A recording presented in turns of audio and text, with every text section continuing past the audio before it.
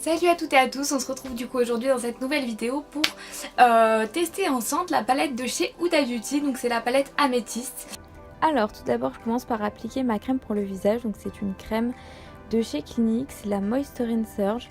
Elle est vraiment top au niveau de l'hydratation, surtout là en hiver j'ai besoin vraiment de beaucoup d'hydratation pour être sûr que le fond de teint n'ait pas un effet croco en gros, pour pas que ma peau soit trop desséchée. Et du coup je viens l'appliquer sur tout mon visage, même mes sourcils de partout. Ensuite je prends mon fond de teint, donc c'est un fond de teint de chez Yves Rocher. C'est il me semble le fond de teint peau parfaite tenue 14 heures. Je vais en mettre sur tout mon visage. Après au niveau de la couvrance du fond de teint, j'ai pas besoin d'une couvrance extrême. J'ai pas énormément de rougeur non plus, vraiment ce que je cherche à cacher. J'y cache avec mon anti-cerne, donc c'est l'anti-cerne de chez Too Faced.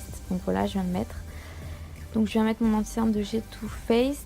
Je vais en mettre au niveau de sous mes yeux, entre mes sourcils, de mon arcade sourcilière, de mon nez et de mon menton et des coins de mon nez. Donc l'anti-cerne je le mets vraiment au niveau des zones où je suis rouge. Je vais l'étaler toujours avec mon Beauty Blender. Je trouve que cet anti-cerne là est vraiment une texture qui est pas du tout compliquée à étaler. Il sèche pas tellement vite non plus, donc j'aime beaucoup. Ensuite je viens prendre ma poudre de chez Huda Beauty, toujours avec mon Beauty Blender, et je viens en mettre pas mal sous mes yeux. Du coup je viens faire mes sourcils.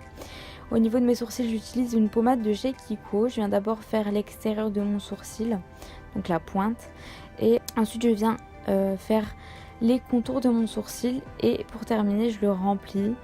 Je fais attention que mes deux sourcils soient bien identiques bien évidemment, et voilà.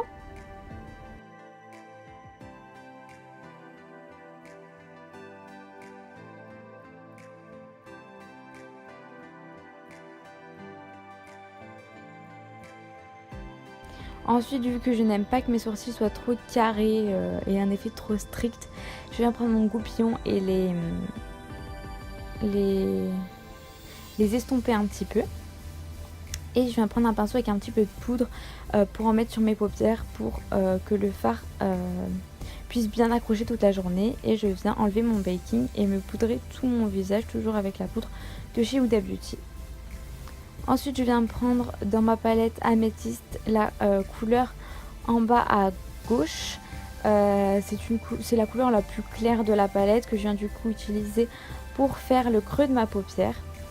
Au niveau du creux de ma paupière je le fais avec un pinceau de chez Primark. Il est vraiment bien ce pinceau. Et je viens faire la même chose sur mon autre œil.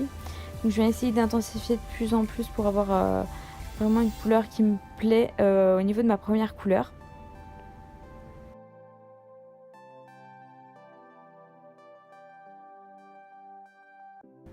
Et ensuite je viens réintensifier encore plus. Ensuite je viens prendre du coup la couleur qui est au milieu à gauche de ma palette. C'est la couleur la plus foncée et mate de la palette. Donc je viens encore intensifier mon creux de paupière et mon angle externe de l'œil. Je viens ensuite vaporiser du fixateur de maquillage sur mon pinceau. Et je viens prendre la couleur qui est au milieu en bas de ma palette. Donc c'est la couleur la plus lumineuse vraiment de la palette, et je viens de la mettre dans mon coin interne de l'œil. Je viens la poser délicatement avec un pinceau plat de chez SLA.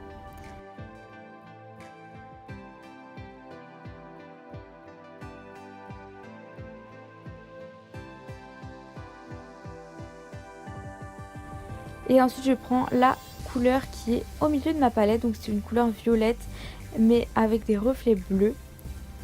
Et du coup je viens la poser au milieu de ma paupière, donc entre les deux couleurs que j'ai.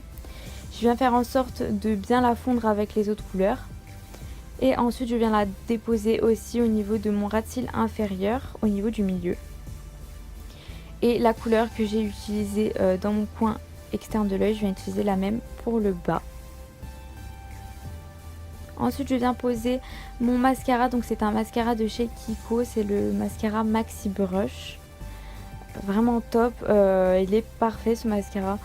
Au niveau que ce soit de la matière qui est déposée, comment il sépare les cils, au niveau de la longueur. Au niveau de la longueur, il est vraiment top, je vous le conseille vraiment. Ensuite on a eu un petit imprévu et du coup un petit peu de mascara s'est déposé en bas, donc j'ai attendu qu'il sèche bien. Le temps je continue à poser mon mascara et puis je l'ai enlevé après avec mon goupillon. À partir du moment où la tache est bien sèche, ça s'enlève parfaitement. Puis j'ai pris du coup ma palette d'highlighter de chez L'Oréal, donc c'est la palette La Vie en Glow, et j'en ai mis dans mon coin interne de l'œil pour illuminer et au niveau de mon arcade sourcilière.